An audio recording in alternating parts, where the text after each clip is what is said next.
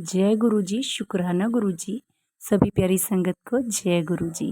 Video को like कीजिए, channel को सब्सक्राइब कीजिए और बेल आइकन को प्रेस कीजिए ताकि हमारे आने वाले सत्संग आप तक पहुंच सके। जय गुरु जी। गुरु जी का हर पल शुक्राना। गुरु जी को कोटि कोटि प्रणाम। संगत जी, गुरु जी कहते हैं कि सत्संग सुनने और सुनाने वाले दोनों का ही कल्याण होता है, इसलिए सत्संग को ध्यान से सुनिए। न जाने इसमें कौन से सवाल का जवाब आपको मिल जाए। तो आइए आज हम श्रीमती परमिंदर कौर आंटी का सत्संग सुनते हैं। 1999 में मेरे पति कर्नल देवेंद्र सिंह, जो दिल्ली में कार्यरत थे, को पंचकुला निवासी के एक मित्र ने गुरुजी के बारे में बताया। हम उनका आशीर्वाद प्राप्त करने से अपने आप को रोक नहीं पाए और शीघ्र ही एम्पायर स्टेट पहुंच गए। उस समय हमें अनेक समस्याएं थी। मेरे पति के दोनों गुर्दे प्रत्यारोपित हो चुके थे और वह अत्यंत बीमार चल रहे थे। उनके लिए सेना में कार्य करते रहना भी कठिन प्रतीत हो रहा था। हमारी पूरी जमा पूंजी दूसरे गुर्दे के प्रत्यारोपण में व्यय हो गई थी, जो एक सामान्य असैन्य चिकित्सालय में हुआ था, और उसके पश्चात मेरे पति का 2.5 लाख रुपए व्यय को रक्षा लेखा विभाग द्वारा लौटा दिया गया था। पहले ही दर्शन पर गुरुजी ने हमें सहर्ष प्रेम पूर्वक स्वीकार किया। हमें प्रतीत हुआ कि हमारी समस्त समस्याएं समाप्त हो गई हैं। गुरुजी के रूप में हमें स्वयं प्रभु मिल गए और उनके स्वर्ग की प्राप्ति हुई थी।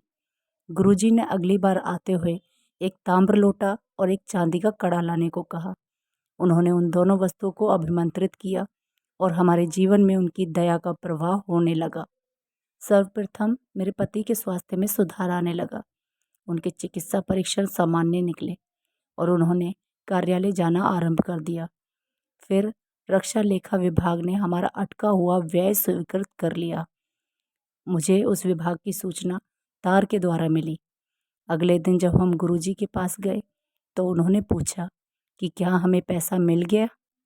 मेरे पति स्टेरॉयड ले रहे थे, जिसके फलस्वरूप उनके पीछे जोड़ में एक स्नायु अवरुद्ध हो गई।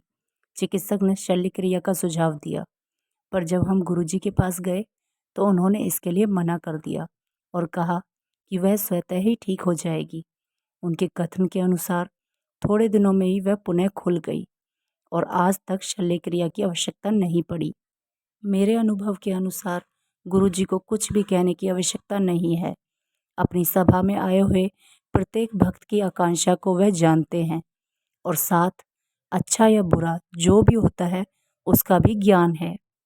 मेरे एक पुत्र और एक पुत्री थे, परंतु मैं एक पुत्र और चाहती थी। उनकी संगत में बैठे हुए मैंने इसकी कामना करी। सर्वज्ञाता गुरुजी को इस बारे में पता चल गया। घर जाने से पहले जब मैं आज्ञा लेने उनके पास पहुंची तो उन्होंने कहा, ला झोली कर।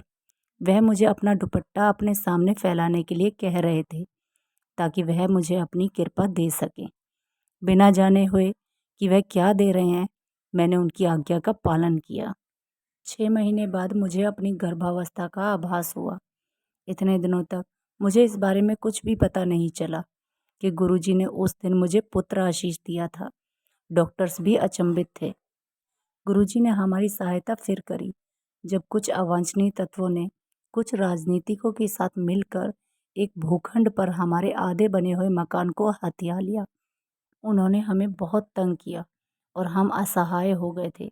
जब गुरुजी को इस बारे में बताया तो वह बोले कि चिंता मत करो, वह अपने आप ही चले जाएंगे।